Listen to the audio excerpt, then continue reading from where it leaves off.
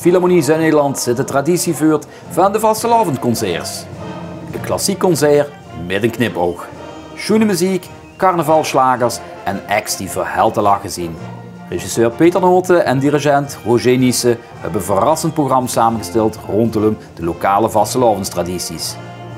Presentator Wim Steinbusch, de zangers Gerald van Gemert en Rob Reiners en de Dancehall Reality nemen u mee op een muzikale reis door de vastelavond. Zondag 8 en dinsdag 10 februari stonden we in Maastricht in het Theater aan het Friedhof, waar we samen met zijn hooglustigheid Odin de Eerste, de Tempeliers en Duo XL zorgen voor een onvergetelijke vastelavondavond. Begin de Maastrichter vastelavond goed met de vastelavondconcerts van de Philharmonie Zuid-Nederland.